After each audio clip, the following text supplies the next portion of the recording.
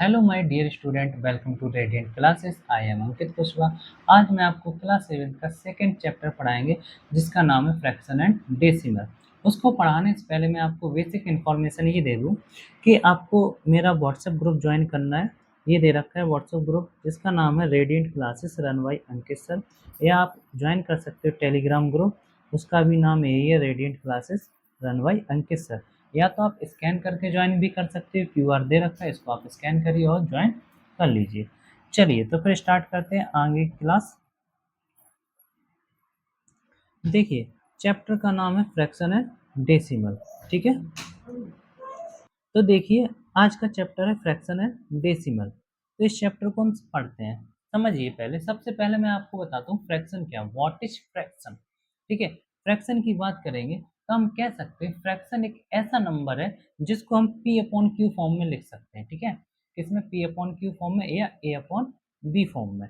तो देखिए कैसे, अगर मैंने कोई नंबर लिखा 2/3, समझना थोड़ा ध्यान से समझना। ठीक है, मैंने लिखा 2/3, तो ये क्या नंबर है, लेकिन इसमें एक कंडीशन ये है कि न्यूमरेटर और डिनोमिनेटर दोनों कैसे होने चाहिए, नेचुरल नंबर होने चाहिए। कैसे होने चाहिए, नेचुरल नंबर। समझ में आया बच्चा पार्टी? तभी हम कहेंगे ये मेरा क्या है, फ्रैक्शन है। और कैसे होने चाहिए, अपॉन में होने चाहिए। ठीक है, देखो कैसे, मैंने लिखा 3 लिख दिया और एक लाइन खींच दी और ये 5 बना दिया। ठीक है बच्चा, तो ये मेरा क्या हो गया, फ्रैक्शन। इसको हम बोलेंगे फ्रैक्शन। और फ्रैक्शन बोलने की कंडीशन क्या है, ये दोनों नंबर कैसे होने चाहिए, नेचुरल नंबर होने चाहिए। ठीक है, बोलो यस या नो। अब देखो इस लाइन के जो ऊपर वाली वैल्यू है इसको बोलोगे आप न्यूमरेटर। क्या बोलोगे, न्यूमरेटर। और नीचे वाली वैल्यू को बोलोगे डिनोमिनेटर। ठीक है, यहाँ तक आपको क्लियर हो गया कि न्यूमरेटर किसको बोलेंगे और डिनोमिनेटर किसको बोलेंगे। ठीक है, तो अगर मैं फ्रैक्शन की रियल लैंग्वेज में बताऊं तो इसको आप ऐसे भी लिख सकते हो कि न्यूमरेटर अपॉन डिनोमिनेटर। मतलब ऊपर वाली वैल्यू को हम न्यूमरेटर बोलेंगे और नीचे वाली वैल्यू को डिनोमिनेटर। लेकिन जो न्यूमरेटर है वो भी नेचुरल नंबर होने चाहिए। कैसे होने चाहिए, नेचुरल नंबर होने चाहिए। और डिनोमिनेटर भी कैसा होना चाहिए, नेचुरल नंबर होना चाहिए। ठीक है, बोलो यस या नो। यहाँ तक कोई डाउट? यहाँ तक मेरे ख्याल से आपको बहुत ही अच्छे समझ में आ गया होगा कि व्हाट इज फ्रैक्शन, फ्रैक्शन क्या है। ठीक है, और देखिए ये एग्जांपल दे रखे हैं जिसको आप क्या कर सकते हो, समझ सकते हो। 1/2 दे रखा है, 3/4 दे रखा है, 5/3 दे रखा है। तो देखिए बच्चा, तो अब इसमें क्या कर सकते हैं कि 1/2 ये भी मेरे पास कैसा है, नेचुरल नंबर। ये देखो, और 2 भी नेचुरल नंबर है। बोलो यस या नो, समझ में आया? तो जब भी नेचुरल नंबर किस फॉर्म में, अपॉन के फॉर्म में हो, ठीक है, बटे में, जिसको क्या बोलते हैं, बटे बोलते हैं, अपॉन। ठीक है, तो अपॉन के फॉर्म में होंगे उसको हम बोलेंगे फ्रैक्शन। ठीक है, यहाँ तक कोई डाउट? अब देखो फ्रैक्शन के कुछ टाइप होते हैं कि फ्रैक्शन कितने टाइप के होते हैं। ठीक है, वो तो अलग बात है कितने टाइप के, लेकिन जो मैं इम्पोर्टेंट है वो मैं आपको पढ़ा रहा हूँ कि कितना इम्पोर्टेंट है। पहला होगा प्रॉपर फ्रैक्शन, दूसरा होगा इम्प्रॉपर, तीसरा होगा मिक्स फ्रैक्शन। ठीक है, क्या होगा, मिक्स फ्रैक्शन। तो सबसे पहले प्रॉपर फ्रैक्शन समझते हैं। प्रॉपर फ्रैक्शन की बात करेंगे तो प्रॉपर फ्रैक्शन में क्या होगा, न्यूमरेटर स्मॉल होगा किससे, डिनोमिनेटर से। ठीक है, मतलब न्यूमरेटर छोटा होना चाहिए और डिनोमिनेटर बड़ा होना चाहिए, उसको हम बोलेंगे, क्या बोलेंगे, प्रॉपर फ्रैक्शन। जैसे मैंने लिखा 3/5। ठीक है, क्या लिख दिया, 3/5। तो देखो यहाँ पे 3 कैसा है, छोटा है, और 5 कैसा है, बड़ा है। तो देखो यहाँ ये क्या है, मेरे पास ये न्यूमरेटर है और ये क्या है, डिनोमिनेटर। तो आपको पता है कि न्यूमरेटर छोटा है और डिनोमिनेटर बड़ा है, तो इस कंडीशन में ये कौन सा फ्रैक्शन होता है, प्रॉपर फ्रैक्शन होता है। कौन सा फ्रैक्शन होता है, प्रॉपर। ठीक है, बोलो यस या नो। जैसे इसमें एग्जांपल दे रखे हैं, इसमें दे रखा है 3/5। ठीक है, तो 3 कैसा छोटा है, 5 कैसा है, बड़ा है। बोलो यस या नो। तो हम लिख सकते हैं 3 <5 है ना, तो इसका मतलब क्या है, 3 छोटा है और 5 बड़ा है।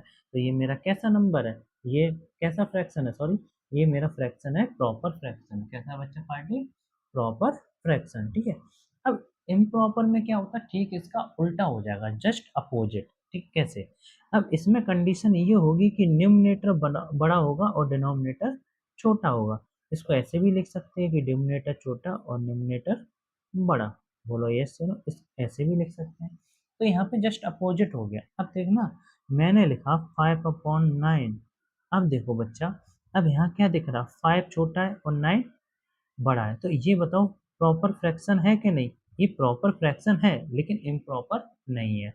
ठीक है। तो इम्प्रॉपर क्या होगा, जस्ट इसका अपोजिट हो जाएगा। मैंने लिखा 9/5, तो देखो जस्ट इसका अपोजिट हो गया, तो ये क्या हो गया, ये इम्प्रॉपर फ्रैक्शन हो गया। ठीक है, या मैंने लिख दिया 11/7। ठीक है, तो यहाँ क्या दिख रहा है कि 7 छोटा है और 11 बड़ा है, मतलब न्यूमरेटर बड़ा है, डिनोमिनेटर छोटा है, तो इसका मतलब ये हो गया इम्प्रॉपर फ्रैक्शन। ठीक है, तो मेरे ख्याल से बच्चा पार्टी आपको ये समझ में आया होगा।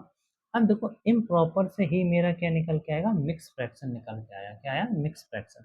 समझते हैं कैसे निकल के आए। अब इसी को उठा लो, ठीक है, 9/5 को, इसी को उठाऊं, चलो अभी इसी को उठा लो। तो मैंने लिखा 5/9। ठीक है, 5 सॉरी मैं क्या, 5/9 नहीं, 9/5। ठीक है, मैंने लिखा 9/5। तो देखो, और इसको मैंने क्या किया, 5 से डिवाइड कर रहा हूँ 9 से। ठीक है, तो 5 बन जा 5। ठीक है, 5 बन जा 5, तो यहाँ कितना बचा 4, तो रिमाइंडर कितना आया 4। अब देखो ये जो 1 है, 1 तो चला जाएगा यूनिट पे, किस पे चला गया, यूनिट पे। ठीक है, और ये 5 जो है ये जाएगा डिनोमिनेटर में, और जो रिमाइंडर बचा वो कहाँ जाएगा, न्यूमरेटर में। ठीक है, अब देखो इसको हम करेंगे, तो 5 बन जा 5, 5 और 4 कितना हो गया, 9/5। बोलो यस या नो। तो इसका मतलब ये इसका क्या आ गया, मिक्स्ड फ्रैक्शन निकल के आ गया। यहाँ तक कोई दिक्कत समस्या, तो मैंने आपको क्या बता दिया अभी तक। देखो मैंने आपको सबसे पहले रिवाइज कर लेते हैं। सबसे पहले मैंने आपको क्या बताया, फ्रैक्शन बताया। फ्रैक्शन क्या बताया था कि फ्रैक्शन क्या होते हैं, तो मैंने बताया फ्रैक्शन वो नंबर होते हैं जिनको P/Q फॉर्म में हम लिख लेते हैं, उन्हीं को हम क्या कहेंगे, फ्रैक्शन कहेंगे। या A/B फॉर्म में लिखें तो उनको फ्रैक्शन कहेंगे। बस यहाँ पे एक कंडीशन ये लग जाती है कि वो नंबर कैसे होने चाहिए, नेचुरल नंबर होने चाहिए। अगर नेचुरल नंबर है तो ये कन्फर्म है वो हमारे क्या है, फ्रैक्शन है। ठीक है, बोलो।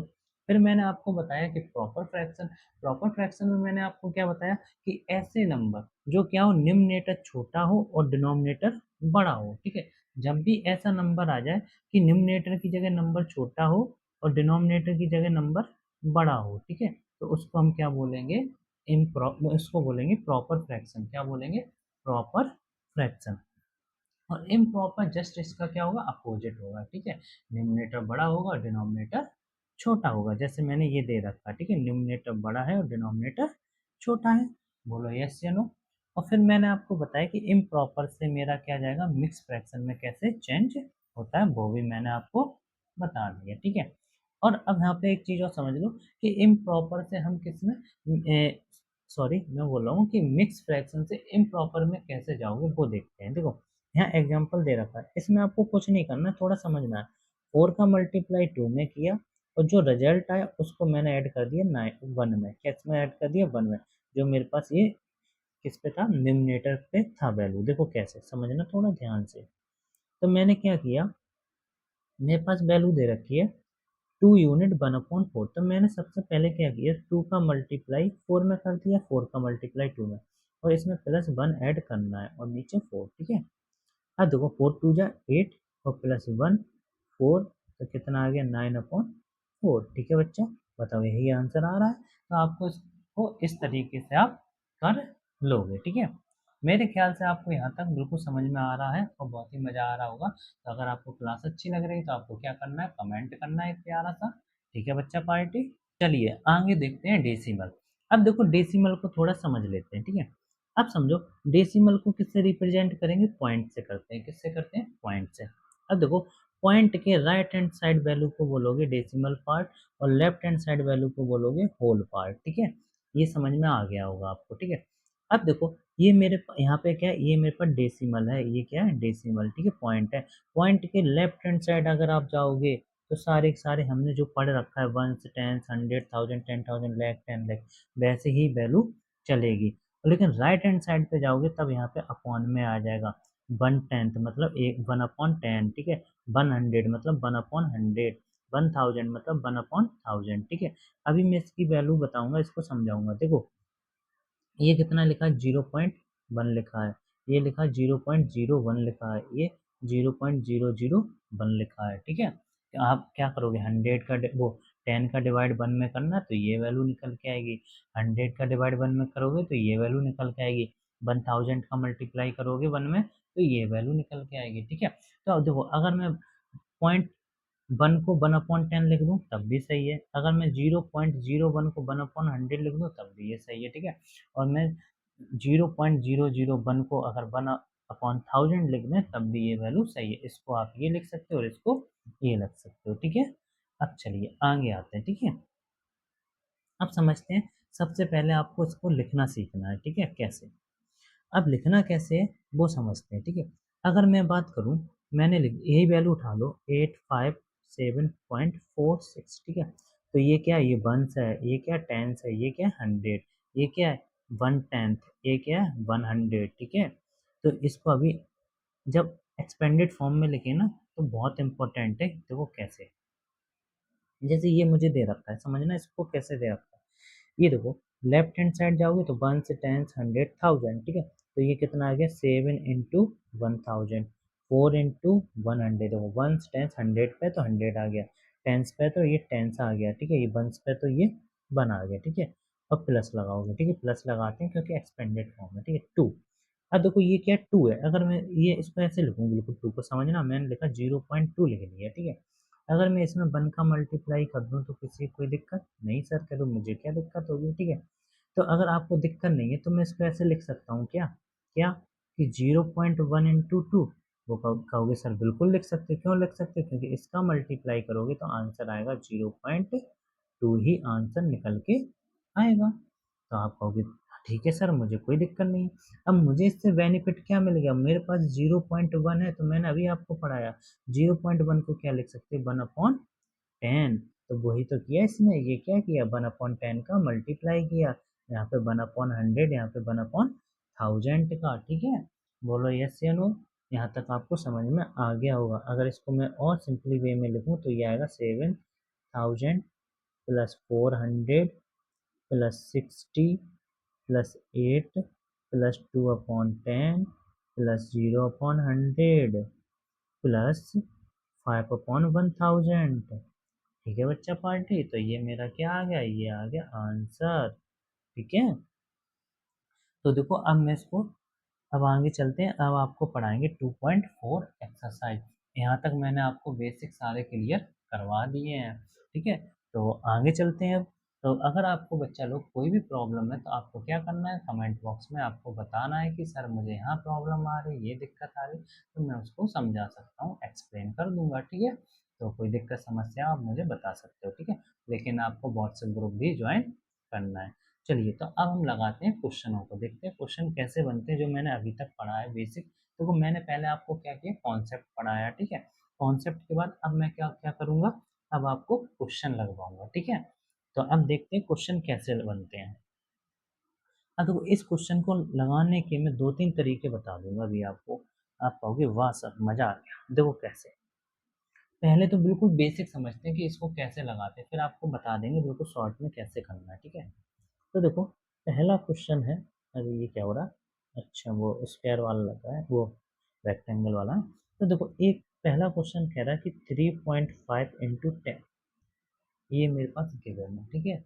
ये मुझे दे रखा है, इसको सॉल्व करना है। तो अभी मैंने क्या बताया, क्या मैं इसको ऐसे लिख सकता हूँ 35 × 0.1, कहोगे सर ऐसे लिख सकते हैं, क्यों लिख सकते हो, देखो अगर मैं मल्टीप्लाई करूँ 35 में 0.1 का तो मेरे पास क्या आएगा 5 और 35। अब देखो पॉइंट वन डिजिट के बाद है, मल्टीप्लाई करने तो आते होंगे ना, वन डिजिट के बाद है तो वन डिजिट के बाद पॉइंट यहाँ पे भी आ जाएगा, तो ये मेरे पास क्या आ गया 35, 3.5 क्या आ गया, सॉरी 3.5, 35 नहीं 3.5, ठीक है। तो अब देखो आपको मैंने बताया कि अगर मेरे पास 0.1 है तो इसको मैं क्या लिख सकता हूँ 1/10 लिख सकता हूँ, तो ठीक है। और ये क्या दे रखा, 10 दे ही रखा, तो 35 × 1/10, तो ये क्या आ गया 10, 10 से 10 कट गया, आंसर आ गया 35। आप ऐसे कर सकते हो, लेकिन आपको इतना दिमाग नहीं मारना है, आपको सीधा क्या समझना बोझना, आपको जब भी दिखे कैसे 10 मिल जाए, 100 मिल जाए, 1000 मिल जाए, ठीक है। तो आपको क्या करना है, जितनी वन के बाद जितनी जीरो हुई पॉइंट उतना ही राइट हैंड साइड क्या होगा स्लिप हो जाएगा, मतलब आगे बढ़ जाएगा, ठीक है।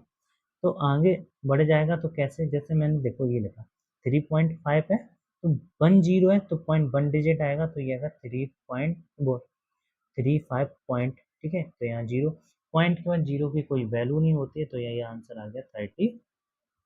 बोलो यस या नो, यही आंसर आ गया। सेम ये वाला देखो क्या कह रहा, 1 0 है तो 1 डिजिट बढ़ेगा, तो 20.1 आ गया। यहाँ देखो, यहाँ 1 डिजिट है तो 1 डिजिट जाएगा, तो 13.3 आ गया। यहाँ 2 डिजिट है तो 20 आएगी, देखो कैसे, 8 9। अब देखो पॉइंट है, 1 डिजिट आया, यहाँ पे एक आ गया। अब दो जाना है तो आगे नहीं है, तो आगे क्या लगाएंगे, 0.0 करोगे, लेकिन पॉइंट के बाद की जीरो की कोई वैल्यू नहीं होती है, तो हम इसको नहीं लगाएंगे, ठीक है। तो ये मेरे पास आ गया। सेम इसका देखो, तो ये आएगा 27.5, ठीक है, क्योंकि 1 0 है। तो सेम इसका आ जाएगा, मेरे पास क्या आ जाएगा, 13 आ जाएगा। 2 0 तो 2 डिजिट, तो यहाँ पॉइंट लगाएगा जीरो, लेकिन इसकी कोई वैल्यू नहीं होती, तो ये मेरे पास क्या आ गया, आंसर आ गया। बोलो यस या नो, कोई डाउट। सेम ये क्वेश्चन देखो, इनको भी बता देते हैं। 2 0 है तो 0.2 डिजिट आएगा, तो 24.16। 3 0 तो 3 डिजिट आएगा, तो 6123, ठीक है। यहाँ पे आ जाएगा 1617, क्योंकि 2 डिजिट है और 2 0 है, तो देखो पॉइंट आएगा 1 2, तो पॉइंट यहाँ आएगा ना, तो यहाँ आएगा तो पॉइंट, फिर आगे जीरो, तो कोई वैल्यू नहीं होगी उसकी, ठीक है। जब वैल्यू नहीं होगी तो मैं उसको हटा दूंगा, ठीक है। बोलो यस या नो। आपको पता है ना, जब किसी चीज़ की वैल्यू नहीं होती ना, तो उसको वहाँ से हटा दिया जाता है, जाओ निकलो, निकल जाओ यहाँ, तुम्हारा कोई काम नहीं है, ठीक है। तो ऐसे ही समझ लो बिल्कुल। तो देखो यहाँ पे 3 डिजिट है, यहाँ पे 2 डिजिट है, तो इसका मतलब यहाँ पे 3 है और एक जीरो भी आएगा। सेम यहाँ समझो, 3 है तो 2310, यहाँ समझो ये 261, ये आंसर आ जाएगा, ठीक है बच्चा पार्टी। बोलो यहाँ तक बिल्कुल समझ में आ गया होगा आपको, बहुत ही अच्छे तरीके से, ठीक है। अब देखिए ये और हेडिंग कर लेते हैं, सेकंड हेडिंग है, तो थोड़ा समझ में आ जाएगा। अब इसमें क्या कह रहा है कि find the product of following.